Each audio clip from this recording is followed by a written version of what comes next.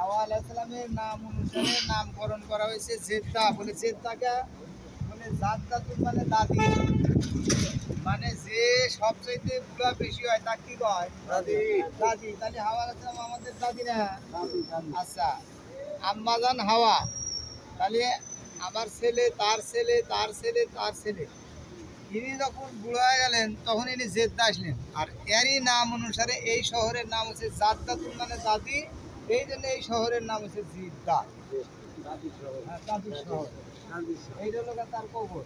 ভিতরে যাইতে তারা সময় একবার গেছিলাম আমি সেবারতে না, সেবারতে তো নিয়েই গেলাম মনে আটকায় দিছে। ওখানে যায় মানুষ পুরোতে না সেবারতে না, এটি করে মানুষ নামাজ পড়ে পুকুরি করে নামাজ পড়তে যাবে না, তার কারণে এখন আর সেবারতে না, গেট একবারে বন্ধ। এখানে এদিকে আসেন,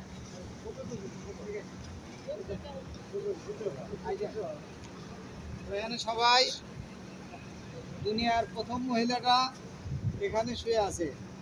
আর আদম আলাইহিস সালাম কেউ কেউ বলেছেন তিনি শরণদ্বীপে আছেন, কেউ কেউ বলেছেন তিনি মিনায় কঙ্কর নিক্ষেপের থেকে আরও 25 হাত ফাঁকে তার কবর আছে, মানে এটা মতনক্য আছে।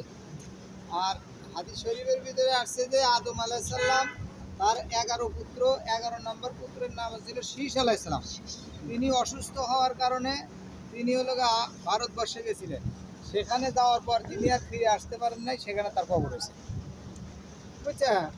তো এই জন্যে হিন্দুলোকে হাওয়া আলাইহিস সালামের যে কবর, এটা 100-এর 100 একবারে সত্য, এর মধ্যে আর কোনো সমস্যা নাই। এখানে লিখছি কি এর মকবরা হাওয়া আল বিরা, এটা হচ্ছে দোয়া আজ জিয়ারাতুল কবর, আসসালামু আলাইকুম আহলা জিয়ারা মিন মুমিনিনা ওয়াল মুসলিমিনা ওয়া ইন্না শা আল্লাহ বিকুম লা হাকিকুনা শা আল্লাহু লানা ওয়া লাকুম।